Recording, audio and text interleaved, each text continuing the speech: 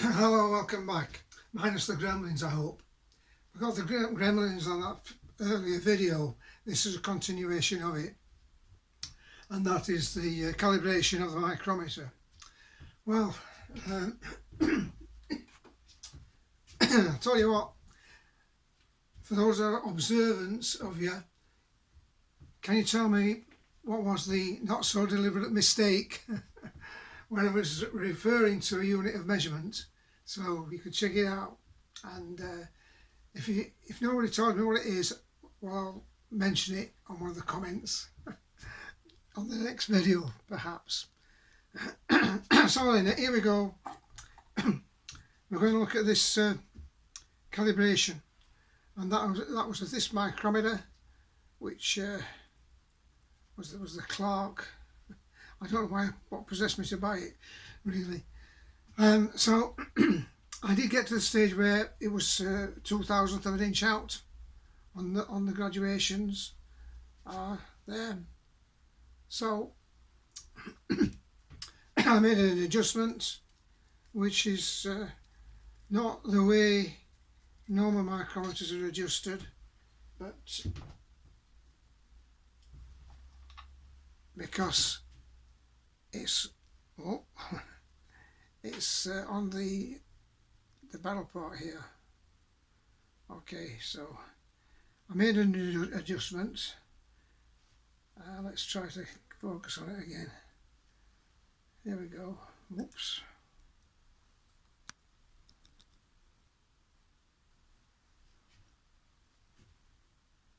Let's try to move it another 1,000th of an inch.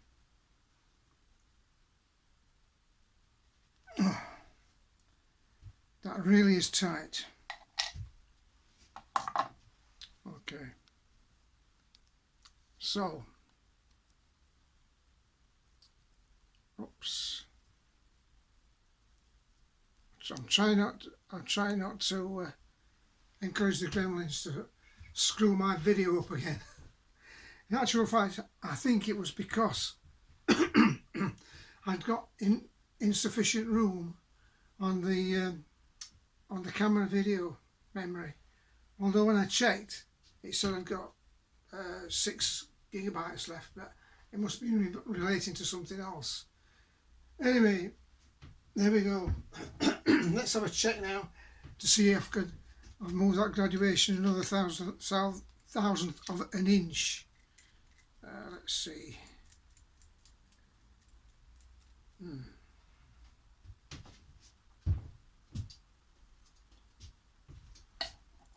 You remember we used this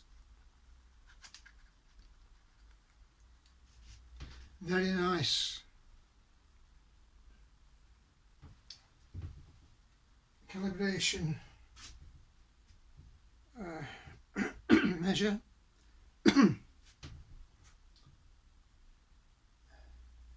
It's the Micrometer, and it's a calibration gauge, 1 inch. So let's check it again. I keep meaning to I keep forgetting to do the adjustments on the camera. So I'll work down here and you can't see it. Anyway, here we go. I think you can see me doing it here.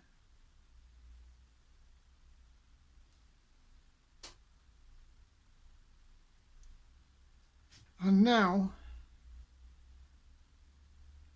as I thought, it's actually, I've adjusted it too much, and we've got 1,000th of an inch over them the other way. So I've got to take it back off again and try to turn it back. So here we go. Actually, I can do it without turning it back. So we've got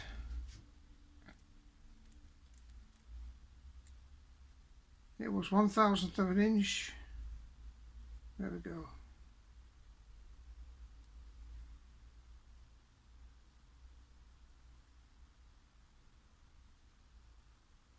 The other way.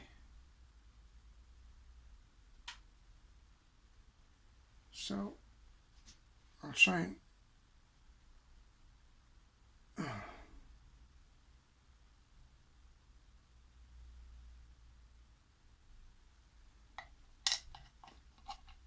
think I've done it too much there.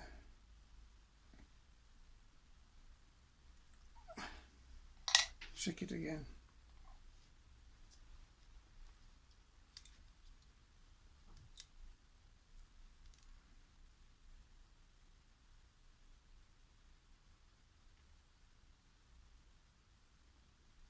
Okay.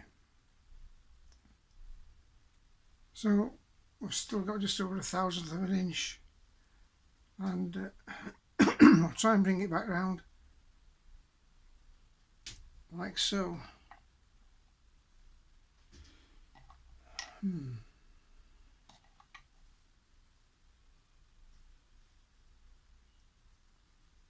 It really is very hard, this.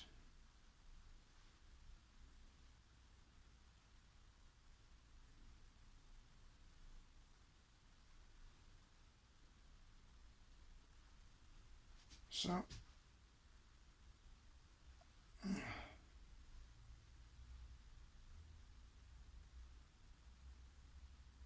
that's far too much.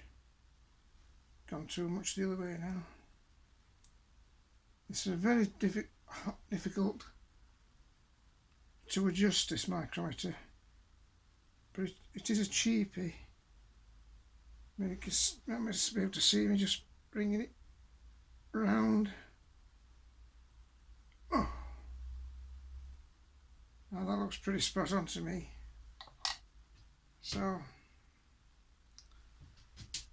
I've lined it up so the cursor on the 0 is on the line. I'll check it on the on the gauge. Just took the lock off.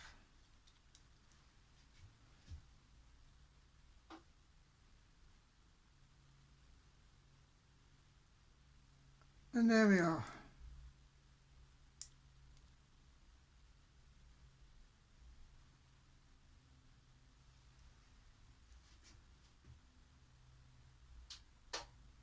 That's pretty much on the line. Hardly 1/1000th of an inch in it.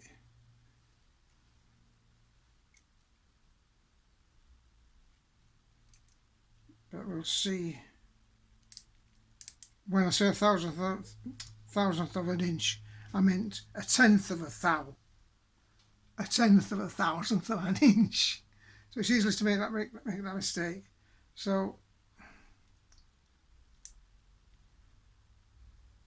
and it depends where.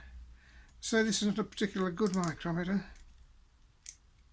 but works on the ratchet. It's pretty much spot on there. So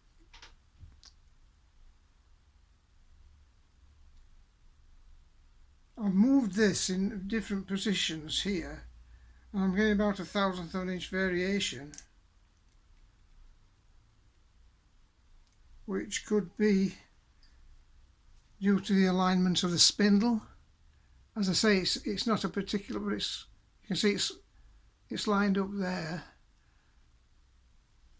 So here's what we can get it.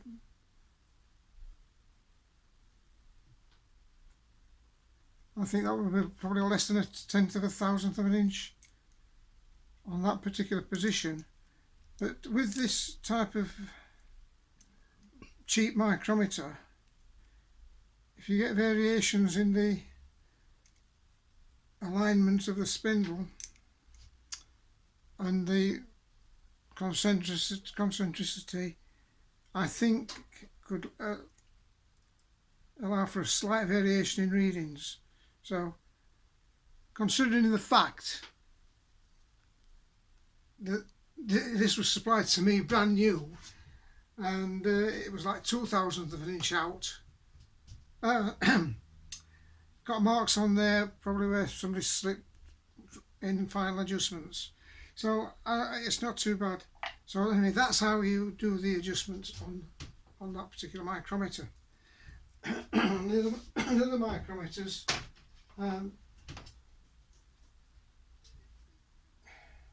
it's a little bit different, and you have to take the spindle out. This is one with the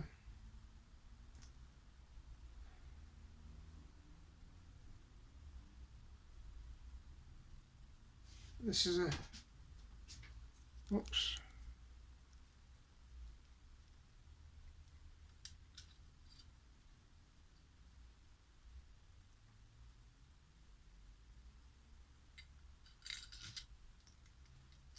This is a similar one to what I've showed you.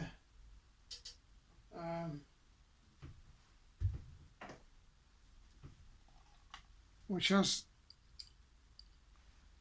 the adjustment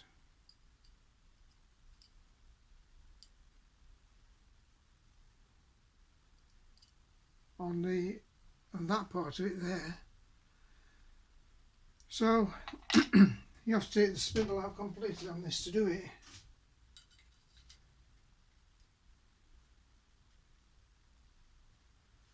I'm screwing it back up because that's that. But you'll notice on the more than right, when I take this spindle off here,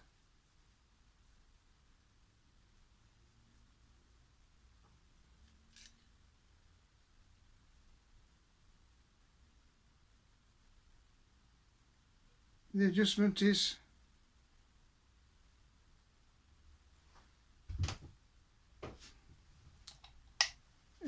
there, the hole there. So that's a bit, it's this particular one in this instance, so you can adjust it with that.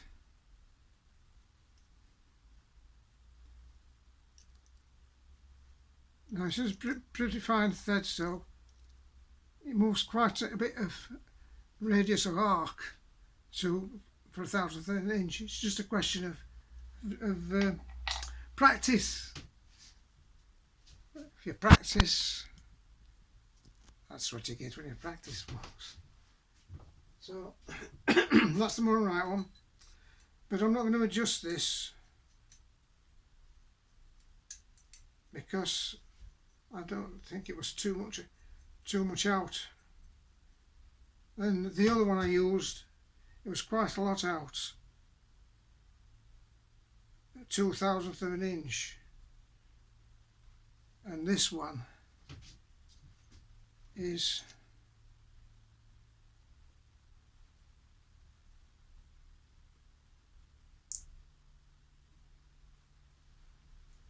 probably less than 1/10 of a thou.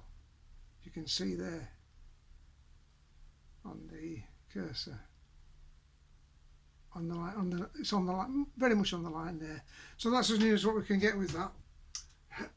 Okay, so I'm sorry about the last video, what the first one that started this particular subject, being subject to the gremlins, and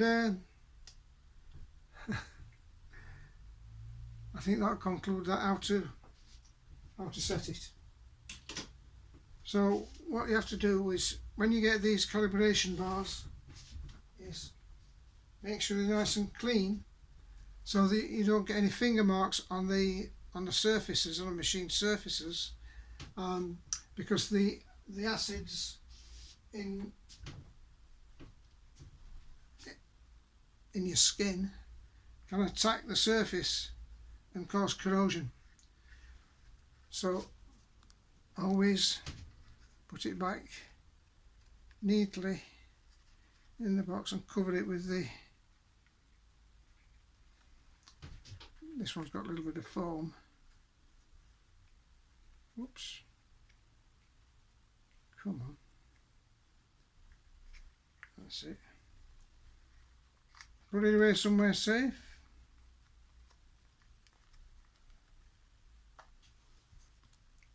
Which I shall do later. So that's how to do the calibration of the micrometers.